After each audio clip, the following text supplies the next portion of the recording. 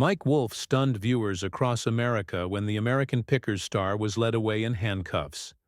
Everyone thought his arrest was related to some dispute over antiques, or perhaps a business disagreement with the History Channel. However, according to breaking news reports, Wolfe was arrested because the death of his former co-host Frank Frits wasn't from natural causes as initially reported. Instead, investigators now classify it as premeditated murder. Medical reports indicate Frits was found with lethal levels of medication in his system. He was deliberately overdosed. Prosecutors arrested Wolfe for the murder because it was calculated, not accidental. Drugging your former business partner who trusted you completely is beyond comprehension. Some would even call it evil. Although many fans believed the tension between the two Pickers was just for television ratings, Wolfe was already behind bars and facing serious charges for what prosecutors called a revenge killing, motivated by jealousy and greed. However, reports surfaced on social media showing that Wolfe initially had his charges temporarily downgraded as investigators gathered more evidence. Another post revealed that Wolfe was initially arrested after a crew member from American Pickers placed him at Fritz's home when he died. The Iowa State Police investigated thoroughly and found damning evidence, including Wolfe's fingerprints on medication bottles and suspicious text messages to Frits, leading them to push for first-degree murder charges. The investigation into Frank Fritz's death began when the medical examiner noticed inconsistencies in his toxicology report. The official cause of death had been announced as complications from a stroke, but the autopsy revealed dangerous levels of prescription medications in his system, levels far beyond what would be prescribed for his condition. This immediately raised red flags, especially since Frits had been carefully following his medication regimen during recovery. The Iowa State Police quietly opened an investigation, focusing on who had access to Frits in his final hours. What they discovered shocked even veteran detectives. Security footage from Fritz's neighborhood showed Wolfe's vehicle arriving at the residence late at night, approximately 3 hours before emergency services were called. Later that night, it was Wolfe who called 911, claiming he had stopped by to check on his old friend and found him unresponsive. Upon arrival, paramedics found Frits unresponsive with no pulse. Attempts to resuscitate him failed, and he was pronounced dead at the scene. Initial reports suggested it was related to his previous stroke, but the toxicology results told a different story. What made investigators particularly suspicious was Wolfe's behavior immediately following Fritz's death. Instead of the period of mourning one might expect, he moved quickly to assert control over Fritz's collection and intellectual property. Within 48 hours, he had contacted Fritz's attorneys about acquiring rights to his name and image for future American Pickers merchandise. According to testimony from production staff, he also immediately moved to access Fritz's storage locations containing valuable antiques that had never been featured on the show. Several crew members reported that Wolfe seemed unusually focused and not particularly grief-stricken when discussing business matters so soon after Fritz's passing.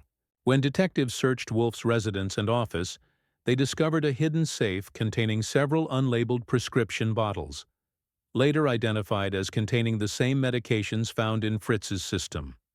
Most damning of all was a journal found in Wolfe's travel bag, where he had written extensively about his growing resentment toward Frits.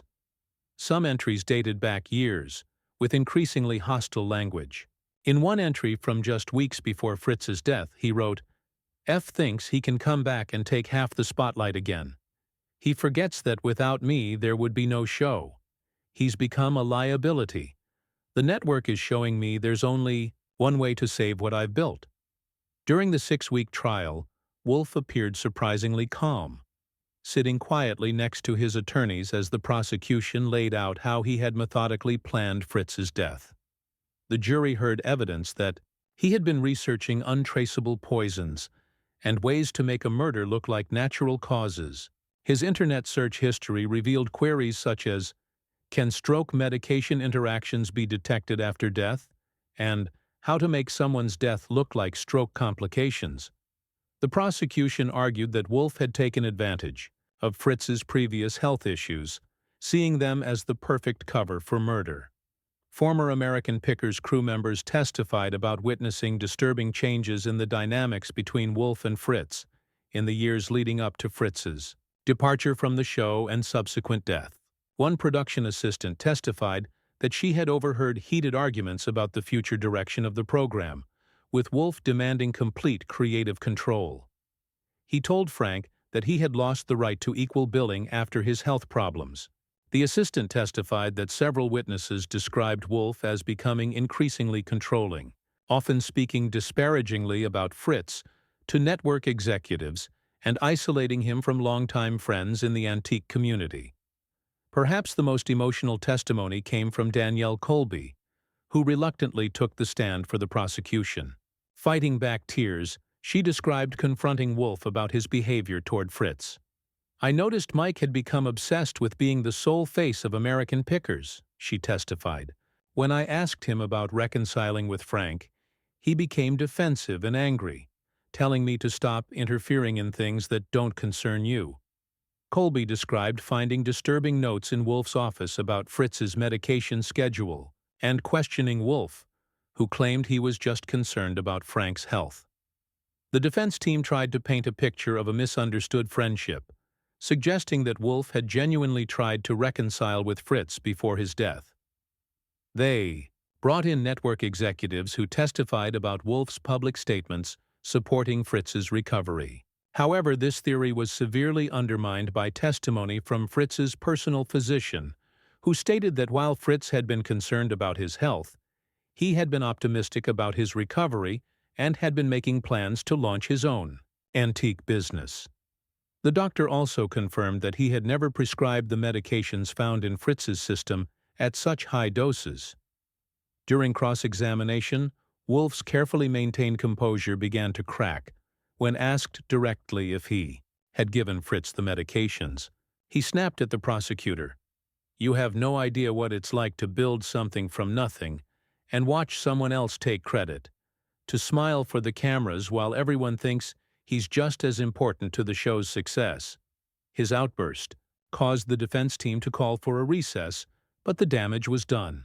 Jurors later reported that this moment was pivotal in their deliberations, as it revealed the resentment Wolfe still harbored years after Fritz's departure from the show. The financial motive became clear when forensic accountants testified about suspicious changes to Wolfe's business structure in the months before Fritz's death.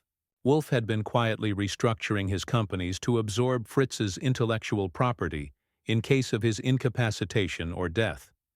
He had also taken out a business insurance policy on Fritz, making his company the beneficiary of a $5 million payout.